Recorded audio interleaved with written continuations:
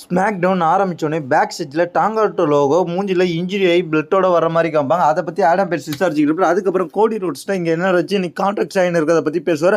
அதுக்கப்புறம் பேக் ஸ்டேஜில் என்ன நடக்கும்னு கேட்டிங்கன்னா சார்லர் ஃபிளாண்ட் அலெக்சா பிளிக்ஸ் இவங்க ரெண்டு பேரும் பேசிப்பாங்க. சம்மர் ஸ்லாமில் டேக் டீம் சாம்பியன்ஷிப் மேட்ச் இருக்குது, அதை பற்றி பேசிக்கிட்டு இருப்பாங்க. அந்த சம்மர் ஸ்லாம் மேட்சை பற்றி பேசிக்கிட்டு இருந்துட்டு அதுக்கப்புறம் இவங்க ரெண்டு பேரும் ரிங்குள்ளே வர ஆரம்பிப்பாங்க. இவங்க ரெண்டு பேரும் வந்த உடனே என்ன நடக்கும்னு கேட்டிங்கன்னா சார்லர் ஃபிளேர் வர்சஸ் ரெக்கி ராண்ட்ரேக்கல் இவங்களுக்கு ஆப்பனண்ட்டாக இருக்கிற ரெக்கி ராண்ட்ரேக்கல் கூட ஒரு மேட்ச் நடக்கும். இந்த மேட்சை பொறுத்த வரைக்கும் ரெண்டு பேருமே நல்லாவே பர்ஃபார்மன்ஸ் பண்ணுவாங்க. ஒரு கட்டத்தில் இந்த மேட்சை ரெக்கி ராண்ட்ரேக்கலுக்கு சப்போர்ட் பண்ணுறதுக்காக ராக்ஸ்னி முயற்சி பண்ணுவாங்க. அந்த நேரத்தில் இந்த நேரத்தில் ரெஃப்ரி ராக்ஸ்னியை பார்த்துக்கிற நேரத்தில் டிஸ்ட்ராக்ட் பண்ணி ரெக்கி ராண்ட்ரேக்கலை டிஸ்ட்ராக்ட் பண்ணி என்ன பண்ணிடுவாங்க, அலெக்சா பிளிக்ஸ் ரோப்பில் இழுத்து விட்டுருவாங்க. இழுத்து விட்டுனே அதுக்கப்புறம் சூப்பர் கிக் விட்டு அதுக்கப்புறம் ரோல் பின் பண்ணி வின் பண்ணிடுவாங்க. சார்லட் ஃபிளேரும் அலெக்சா பிளிக்ஸும் இந்த மேட்ச்சில் வின் பண்ணி செலிப்ரேஷன் பண்ணிட்டு இருப்பாங்க. அதுக்கப்புறம் என்ன நடக்கும்னு கேட்டிங்கன்னா பேக் ஸ்டேஜில் என்ன நடந்துச்சுன்னு கேட்டிங்கன்னா ஜாக் எஃபெக்டிவா அரெஸ்ட் பண்ணுவாங்க. எதுக்காகன்னு கேட்டிங்கன்னா ஜாக் எஃபெக்டிவ் தான் அந்த இன்ஜுரிக்கு கார் ஆக்சிடென்ட்டை பண்ணாருன்னு சொல்லி அரெஸ்ட் பண்ணுவாங்க. அதுக்கப்புறம் என்ன நடக்கும்னு கேட்டிங்கன்னா டிஃபனி ஷாட்டன் வர்சஸ் அதுக்கப்புறம் ஜேட் கேர்கல் இவங்களுக்குள்ள ஒரு போயிட்டு இருக்கும் கான்ட்ரவர்சி. வீடியோ கான்ஃபரன்ஸ் மூலமாக பேசிக்கிட்டு இருப்பாங்க. அதுக்கப்புறம் என்ன நடக்கும்னு கேட்டிங்கன்னா இயர்லி டுடேன்னு சொல்லி ஒரு வீடியோ காமிப்பாங்க. அந்த இடத்துல என்னென்னு கேட்டிங்கன்னா அதாவது கார்மலா கைஸ்க்கும் அதுக்கப்புறம் டேமன் பெஸ்ட்டுக்கும் ஒரு கான்ட்ரவர்சி உருவாகி அந்த இடத்துல ஒரு மேட்ச் கன்ஃபார்ம் பண்ணப்படும். அந்த மேட்ச் கன்ஃபார்ம் பண்ணப்பட்டோடனே கார்மலா கைஸ்க்கும் உள்ள வருவார். இது ஏற்கனவே நடந்ததை வச்சு தான் இயர்லி 2 டேயில் நடந்ததை வச்சு தான் காமிப்பாங்க. அதுக்கப்புறம் இந்த இடத்துல கார்மலா கைஸ் வர்சஸ் டேமன் பெஸ்ட் இவங்க ரெண்டு பேருக்கு மேட்ச். ஒரு கட்டத்தில் கார்மலா கைஸ் ஸ்டான் மைக்கேல் கூடுற மாதிரி ஸ்விட்சிங் மியூசிக் மூவ்மெண்ட்லாம் போட முயற்சி பண்ணார். அது மட்டும் இல்லாமல் இந்த மேட்ச் நல்லா தான் போயிட்டு இருந்துச்சு. இந்த மேட்ச்சில் ஒரு கட்டத்தில் என்ன ஆகிடுன்னு கேட்டிங்கன்னா அலிஸ்டர் பிராக் உள்ளே புந்து அட்டாக் பண்ண ஆரம்பிச்சிடுவார். யாருன்னு கேட்டிங்க டேமன் பெஸ்ட். அதோட இந்த மேட்ச் டிஸ்குவாலிஃபிகேஷன் ஆகிடும். அதுக்கப்புறம் பேக் ஸ்டேஜில் இருந்து ஒரு வீடியோ ப்ரோமோ காமிப்பாங்க. யாருக்குன்னு கேட்டிங்கன்னா வேட் ஃபேமிலிக்கு. அதுக்கப்புறம் என்ன நடக்கும்னு கேட்டிங்கன்னா சோலோசிக்கு அவரோட ஒட்டுமொத்த டீமை கூட்டு வர்றார். எம்எஃப்டின்ற டீமை கூட்டு வருவார். எம்எஃப்டின்ற டீமை கூட்டு பேச ஆரம்பிப்பார். அது மட்டும் இல்லாமல் சோலோசிக்கா ஜாக் எஃபெக்ட் அப்படியே நக்கல் பண்ணி அவர் எப்படி ஆக்ஷன் பண்ணுவாரோ அதே மாதிரி நக்கல் பண்ணி காமிப்பார். அது மட்டும் இல்லாமல் அவரை பற்றி பேசிக்கிட்டு இருப்பார். ஜேக் எஃபெக்ட் இப்படி ஆனதுக்கே காரணம் நான் தான், அவனை தான் இவ்வளோ ஃபேமஸ் ஆக்கணும், அவனை தான் நான் ஜெயிக்க வச்சேன், எல்லாமே நான் செஞ்சேன், ஆனால் அவன் எனக்கே துரோகம் பண்ணிக்கிட்டு இருக்கான் அப்படின்ற மாதிரி சொல்லிட்டு இருப்பார். அதுக்கப்புறம் ஜிம்மி ஈசோ போலீஸ்கிட்ட பேசிட்டு ஜாக் எஃபெக்டை ரிலீஸ் பண்ணுவாங்க. ஜாக் எஃபெக்ட் அங்கேருந்து வெறியோட வருவார். என்னடா நான் ஜெயிச்சதுக்கு நீ என்னடா காரணம், நீ என்னை ஏமாத்திட்ட அப்படின்னு சொல்லிட்டு ஜாக் எஃபெக்டும் ஜிம்மி ஈசோவும் சேர்ந்து அப்படியே ஒட்டுமொத்தமாக எம்எஃப்டியை போட்டு அடிப்பாங்க. அடித்து அப்படியே டாலட்டவங்க போட்டு அடின்னு அடித்து தெறிக்க விடுவாங்க. அதுக்கப்புறம் என்ன நடக்கும்னு கேட்டிங்கன்னா ஆடம் பெர்ஸ் சொல்லுவார். ஆடம் பெர்ஸ் என்ன நடந்துச்சு நான் கண்டுபிடிச்சிட்டேன்னு சொல்லுவார். அதுக்கப்புறம் போலீஸ் அவர் சொல்லுவார். போலீஸ் சோலோசிக்கு அவங்கள போய் அரெஸ்ட் பண்ணுங்கன்னு சொல்லுவார். ஆனால் போலீஸ் அப்படியே ஜாக் எஃபெக்ட் அரெஸ்ட் பண்ணுவாங்க. என்ன நடந்துச்சு எங்களுக்கு தெரியும், நீங்கள் ஏமாத்துறீங்க எங்களை அப்படின்னு சொல்லி அரெஸ்ட் பண்ணிட்டு கூட்டு போவாங்க.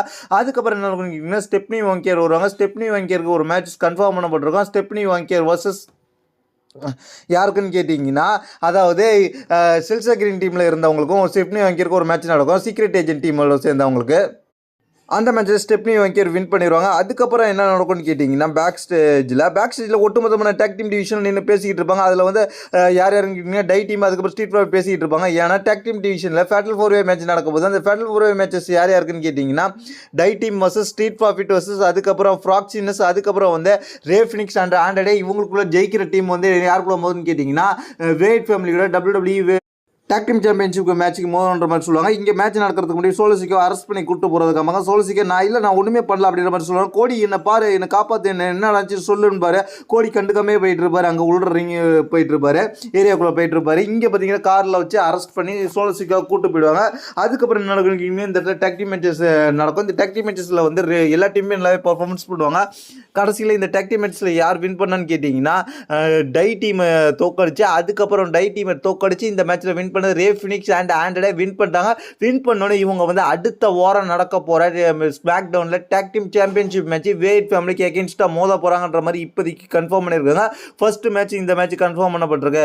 வேறு லெவலாக இருக்க போது அடுத்த வாரம் கொஞ்சம். அதுக்கப்புறம் மெயின் ஈவெண்ட்டுக்காக கோடி ரோட்ஸ் வருவார். கோடி ரோட்ஸ் பேச ஆரம்பிப்பார்.